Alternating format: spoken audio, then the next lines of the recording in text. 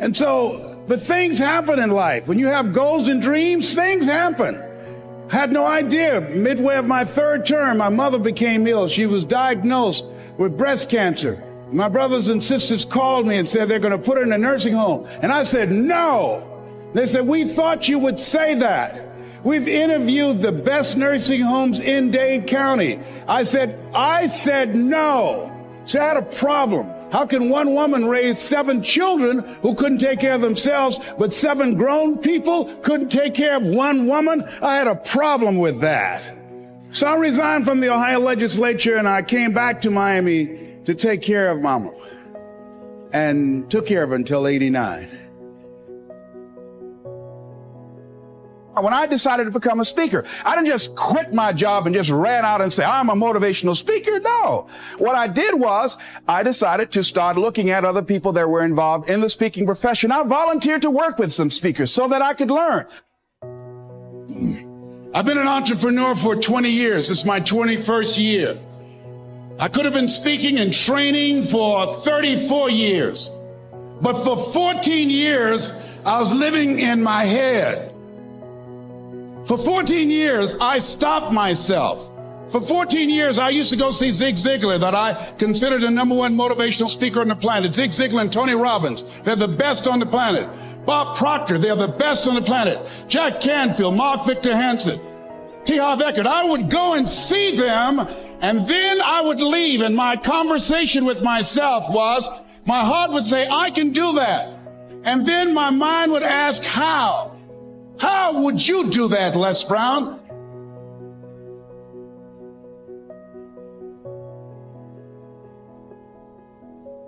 What will they listen to me for? That's the way I felt. And so I had to visualize myself speaking before them, speaking before various audiences that had more going for them than I did, and realize and appreciate my own value, and that I was a worthwhile person, even though I didn't have all going for me. I didn't have the money, I didn't have the education that they had. So part of the process is seeing yourself being worthy. I never worked for a major corporation. I wanted to speak for corporations. I was afraid I would be exposed because I don't have a college education. I felt inferior because of the fact that I don't have a college education. I allowed that level of fear of failure to stop me. And because I never had any experience in it, I assumed that I could not do it. I was paralyzing myself by believing and assuming the limited part of myself as opposed to believing that I had something special. It's hard changing your life. It was hard when just over 3 years ago in the Penobscot building in Detroit, Michigan, where I was operating my business, and I fell on some hard times, and I was sleeping in my office. It was hard coming into the lobby, and the security said, excuse me, Mr. Brown, can we see you for a moment? And I said, yes. And I walked up to the counter, and he gave me an envelope. And he said, would you mind reading it here? And I opened the envelope, and the envelope was from management that says, this is an office tower. It's not a hotel. Please do not sleep in your office. And I said, excuse me, sir. I said, I just work long hours in creating my business. I'm an entrepreneur. And right now things are bad for me, but they're not going to be this way always. And I just asked for the opportunity to continue to operate like I'm doing. I'm not trying to make this my home. And it was hard coming through the lobby. And sometimes they would laugh. There's a guy talking about becoming successful. And look at him.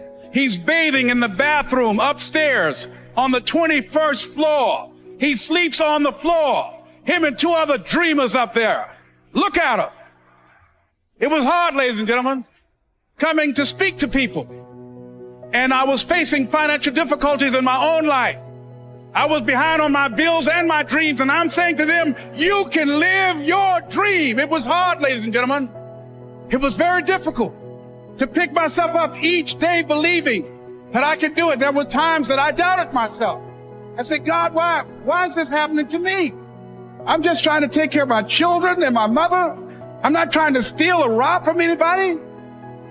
Why did this have to happen to me? It was very hard. And here's what I want to say to you.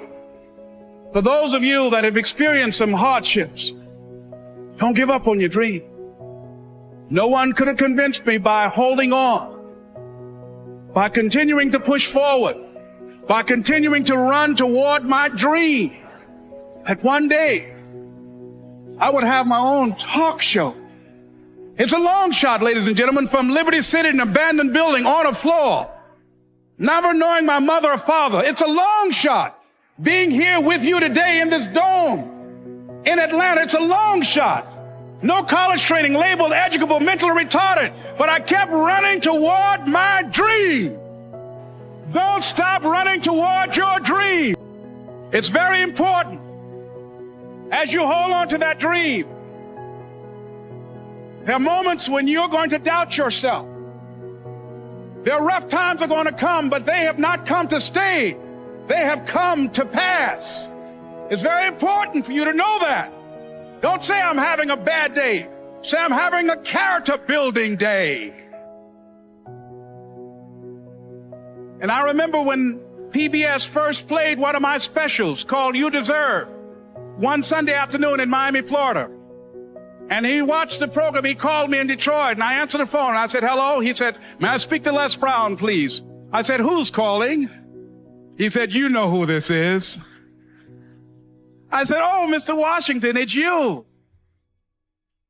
He said, you were the one, weren't you? I said, yes, sir.